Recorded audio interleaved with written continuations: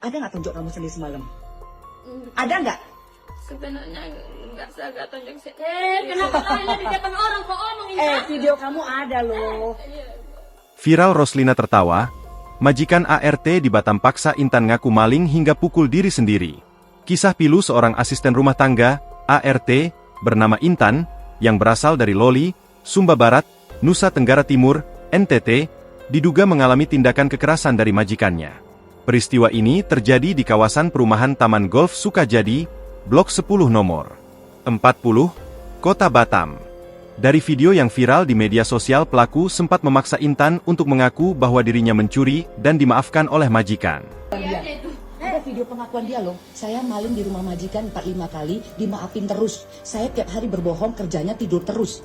Ada nggak kamu bilang ke orang, supaya orang nggak salah paham? Kamu maling di rumah saya berapa kali? Dalam video yang diunggah akun Fed Gramindo, sang majikan juga paksa Intan untuk mengaku bahwa Intan memukul dirinya sendiri. Intan pun tanpa ketakutan untuk mengatakan tidak di depan majikannya. Bahkan sang majikan sempat tertawa saat Intan menggelangkan kepala. Bibi korban, Regina tak kuasa menahan tangis saat menceritakan apa yang dialami oleh korban selama bekerja sebagai ART di rumah terduga pelaku. Dengan suara bergetar, Regina menuturkan bagaimana Intan, keponakannya, datang merantau ke Batam dari Kabupaten Sumba Barat. Intan diketahui merantau untuk membantu ekonomi keluarga, namun sehari-harinya korban justru dianiaya oleh majikannya hingga membuat ia takut. Korban diduga mengalami penganiayaan setiap kali majikannya menilai hasil kerjanya tidak sesuai. Selain dianiaya, gaji Intan juga kerap dipotong. Awalnya Intan diiming-imingi gaji 2 juta rupiah per bulannya. Dari situlah, ia mengambil pekerjaan itu. Namun faktanya, Intan hanya mendapatkan gaji 1,8 juta rupiah. Regina menuturkan, gaji Intan terus dipotong dengan alasan yang tidak masuk akal.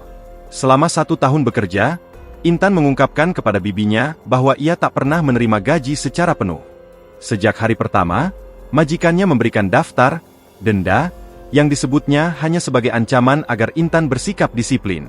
Namun, daftar tersebut kini digunakan sebagai alasan untuk terus-menerus memotong gajinya. Pada 18 Juni 2025 lalu, kata Regina, kontrak kerja Intan sebagai ART di rumah pelaku itu sebenarnya sudah habis.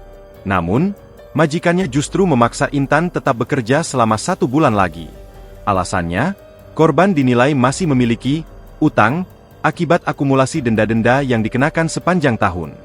Beberapa hari sebelum kontrak kerja habis, Regina sempat bertemu dengan majikan Intan yang mengajaknya minum kopi. Namun, dalam pertemuan itu, tidak ada satu kata pun yang disinggung mengenai kekerasan yang telah terjadi. Padahal, menurut pengakuan keponakannya, ia sudah berulang kali mengalami pemukulan dan penyiksaan. Hingga akhirnya informasi mengenai tindakan kekerasan yang dialami Intan tersebut sampai ke telinga komunitas Flobamora dan keluarga sesama perantau asal Nusa Tenggara Timur, NTT, di Batam. Mereka lalu mendatangi rumah majikan dan membawa Intan keluar dari rumah itu. Setibanya di sana, sang majikan laki-laki kabur. Sedangkan istrinya berhasil diamankan, termasuk seorang ART lain yang diduga ikut melakukan penganiayaan terhadap korban atas suruhan majikan. Regina bersama keluarga besar korban berharap kasus ini tidak berhenti sebatas proses hukum saja. Mereka menginginkan adanya keadilan bagi para pekerja rumah tangga seperti keponakannya, yang sering diperlakukan secara semena-mena karena tidak memiliki kekuatan untuk melawan.